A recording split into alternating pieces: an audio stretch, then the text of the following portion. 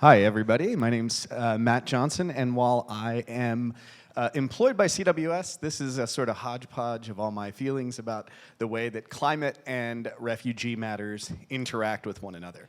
So I'd like to start in Syria during the Syrian civil war. And you might think, wait a second, why are we going back all that way?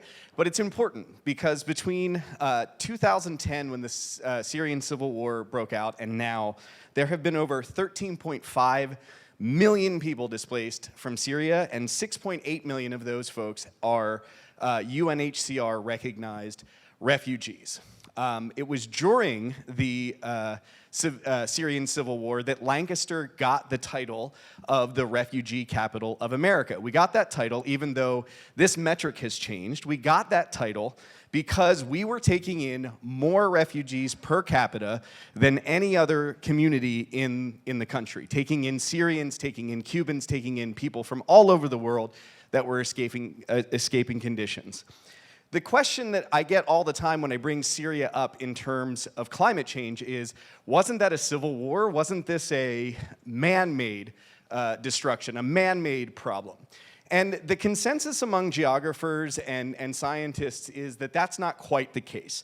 In fact, most people who studied the issue feel that the droughts, the food shortages, the supply chain issues that caused the powder keg of Syria to finally boil over and explode was due to climate change. There were years and years and years and years of droughts that can only be explained through something like the cycles of human-caused climate change.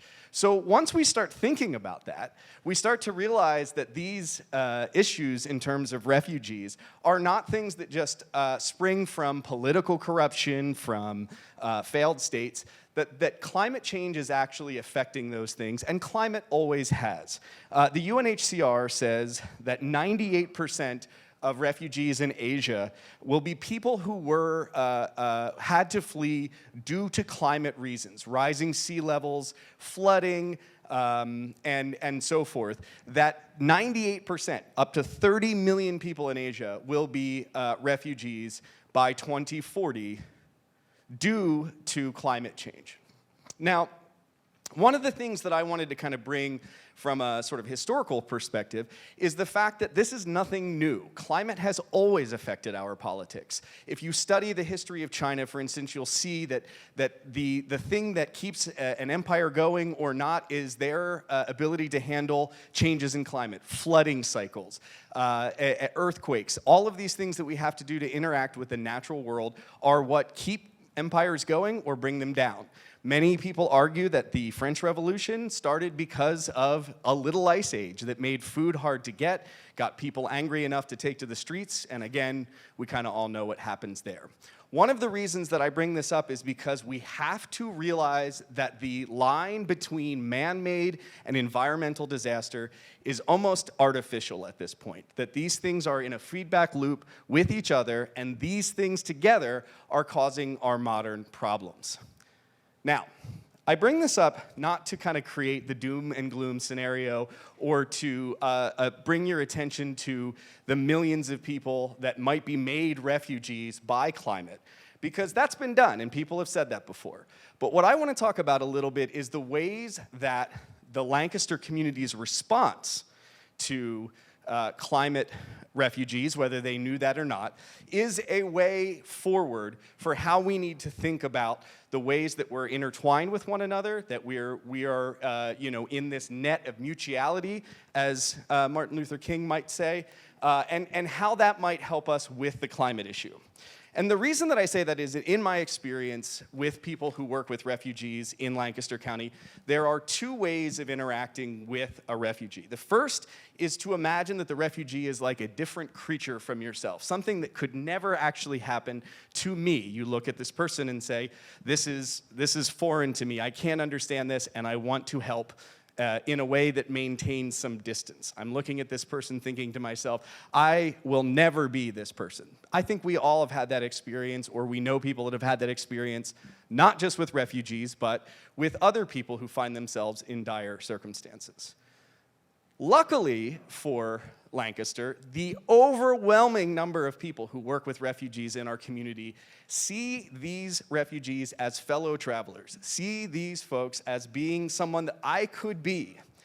It's sad to say, but maybe the last 6 or 7 tumultuous years in the United States has brought some of us the closest that we've ever been to imagining what it would be like to have to flee our own country, to have to flee the man-made and environmental disasters that we encounter. And it's because of the vast number of people that can look at refugees and say, but for the grace of God go I, however you want to define God in that sentence, as luck or contingency or the fact that I was born here and not somewhere else, and see that refugee as someone who deserves the sense of mutuality that I was talking about before. Now, the reason that I bring that up is because I think that's the way forward. We've heard all throughout the pandemic that we're in, the same boat. And I think many people have astutely pushed back on that metaphor and said, perhaps we're in the same storm, but we're not necessarily in the same boat. And as we watch every night the devastation wrought by climate change, we're talking about, as I was writing this, 3 more I could have included in the list, but of course on everyone's mind right now are the tornadoes in Kentucky, or the massive flooding in Germany, or the sea level rise in Southeast Asia. It really is becoming true that unless you have a spaceship, we are all in the same boat.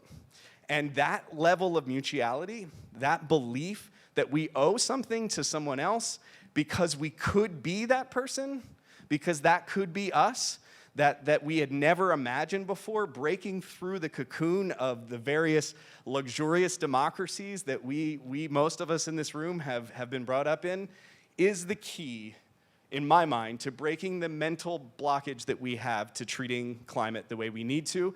And the good news is, I think Lancaster has enough to spare. Thank you.